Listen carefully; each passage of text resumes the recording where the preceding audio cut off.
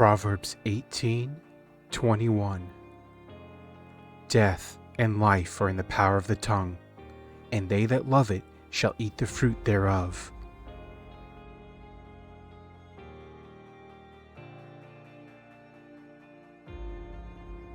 Every word you speak is planting a seed. Some grow life, others grow fear. Today, we're going to learn how the Bible says your words shape your future. Welcome everybody. This is Alan with Daily Armour of God. Thank you all so much for joining me today. I hope and pray you're all doing well.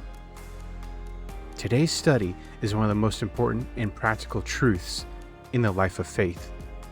The power of your words. What you say and how you say it matters. Your words are not empty. They carry the power to create, to destroy, to heal, to bless, or to curse. When we align our speech with God's words, we begin to speak life. And that life transforms not just our hearts, but our minds and our circumstances. Proverbs 18:21 says, "Death and life are in the power of the tongue."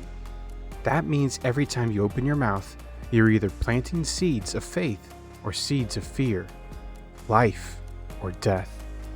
We have to be careful with our words. The Bible reminds us in James 1:19, "Wherefore, my beloved brethren, let every man be swift to hear, slow to speak, slow to wrath." Words are spiritual containers. They carry the substance of what you believe in your heart.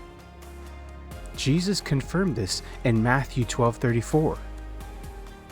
He said, "O generation of vipers, how can ye, being evil, speak good things? For out of the abundance of the heart, the mouth speaketh."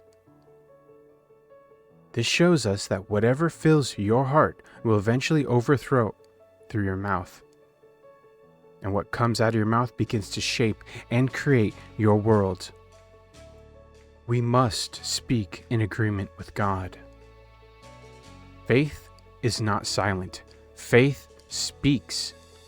Romans 10:10 tells us, "For with the heart man believeth unto righteousness, and with the mouth confession is made unto salvation." Notice that believing in your heart and confessing with your mouth work together. They go hand in hand. Faith begins in the heart, but is completed in speech. Even salvation itself, the greatest miracle, happens through words. When you said, "Jesus Christ is the Lord," those weren't just sounds. They were spiritual declarations of what has just happened inside of you, flowing out, that transferred you from death to life. That's how powerful words are. Remember, God Himself spoke the world, life, and man into existence. From the very beginning, words have had power. That is why we must be responsible and careful with our words, which is why the Bible talks so much about being slow to speak and quick to listen. Jesus is our example. Let's look at Jesus in the Gospels. He never begged or wished, He spoke. All His words had power and meaning, and He never said anything in vain or for no reason at all. Mark 4:39 says, "And He arose and rebuked the wind, and said unto the sea, Peace, be still. And the wind ceased, and there was a great calm."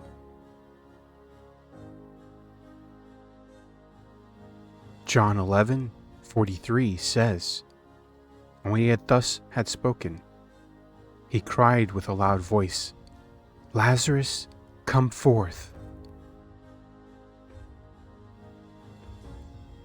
And Mark 1:41 says, "And Jesus, moved with compassion, put forth His hand, and touched him, and saith unto him, I will, be thou clean."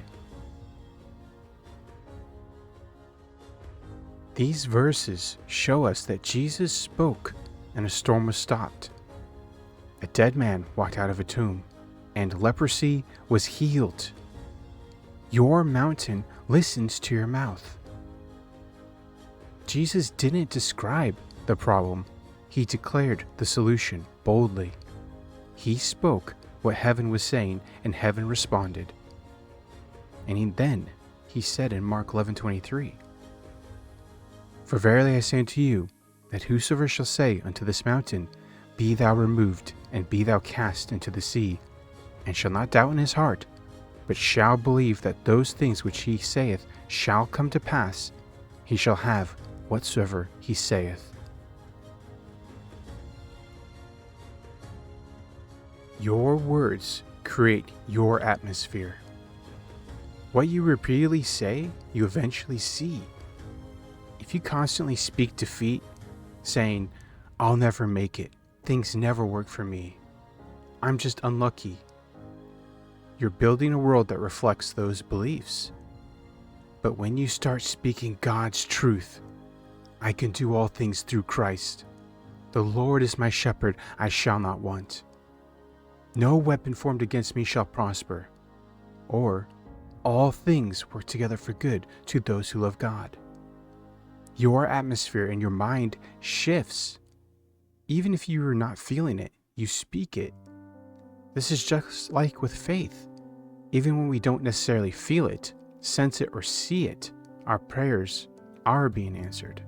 We speak God's promises and blessings over our lives with a faithful heart, and the rest will follow.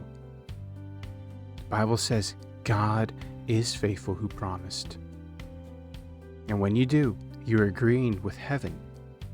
And heaven always responds to that language, faith. Let's dive deeper with a few more scriptures that reinforce this truth.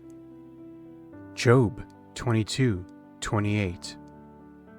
"Thou shalt also decree a thing, and it shall be established unto thee, and the light shall shine upon thy ways."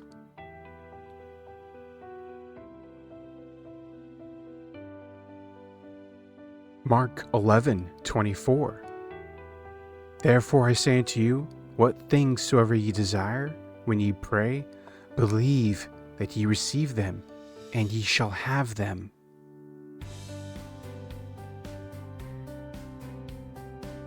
And Psalm 107:2. "Let the redeemed of the Lord say so, whom he hath redeemed from the hand of the enemy." Notice that each one of these verses connects your words to your faith. Believing and speaking are inseparable in the spiritual world and in the kingdom of God.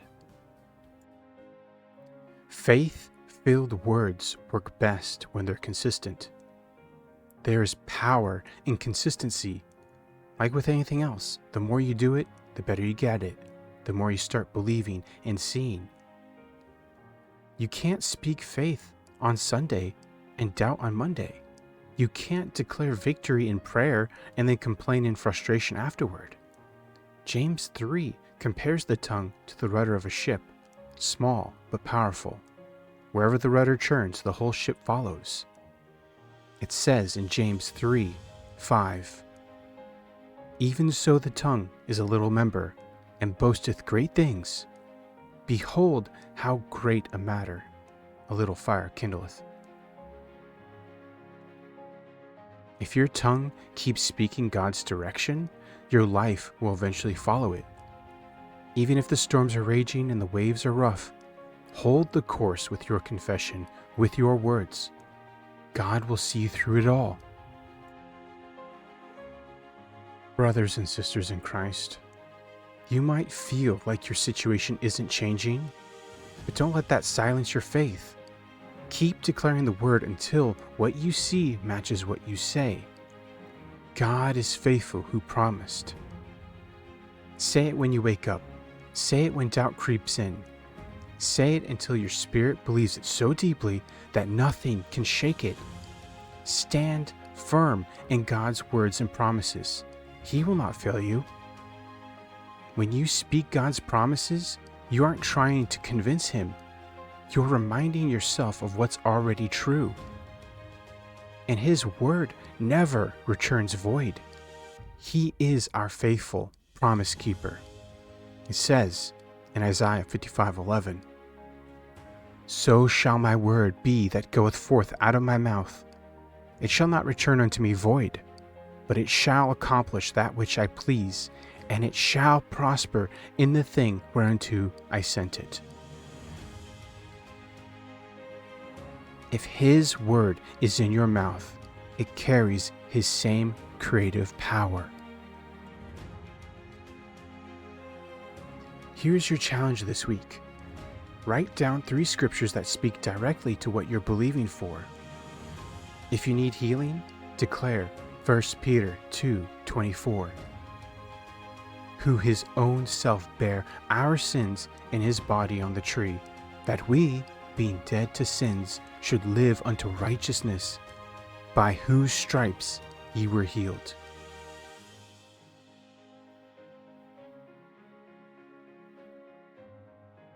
If you need provision, declare Philippians 4:19. "But my God shall supply all your need according to His riches in glory by Christ Jesus." If you need peace, declare Isaiah 26:3. "Thou wilt keep him in perfect peace, whose mind is stayed on thee, because he trusteth in thee."